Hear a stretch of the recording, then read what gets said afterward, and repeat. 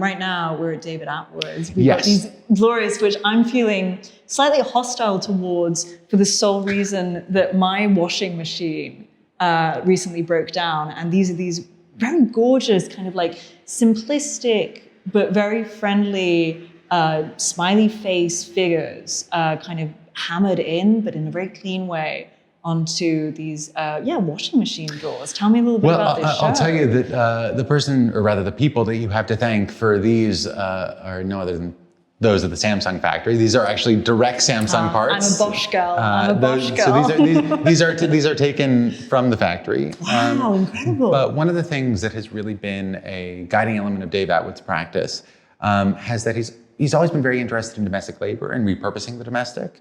And so this became a really interesting show that Dave has kind of put together as a body of work, in part because of as you're describing, the smiley face, right? It is a total embellishment. And that embellishment, a useless embellishment, is at once very funny, but very sinister, in that it is the backplate of the washing machine. And so the only people that see it are in the factory.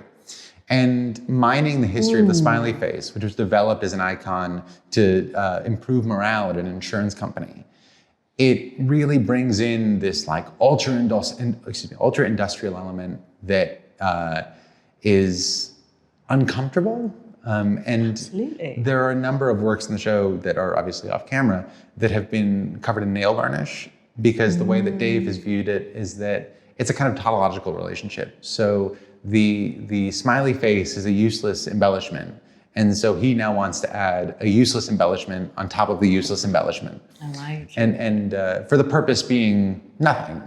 Yeah. Exactly. And so in the same way that manufacturing more stuff for more stuff is kind of like useless. Exactly. So he often kind of in a theoretical way, he often references the Cowan paradox, which is the notion of which is that the more kind of industrial machinery we have in the domestic sphere, the more labor we actually have to put in. And for anyone that does their own dishes and does their own laundry, knows how true this is, that we simply adapt the things that we do to fit the machinery around us. This was the great kind of paradox of the 50s as well, right? Is like the everyday housewife was suddenly given all these appliances and, had freezers and Hail Marys and all of these wonderful sort of like new exciting things that was meant to make your life easier.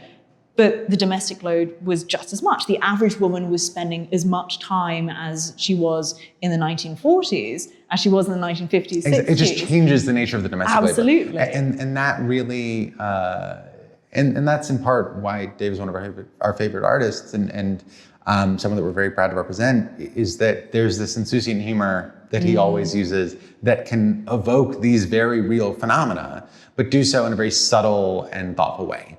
And this show feels like a really good realization.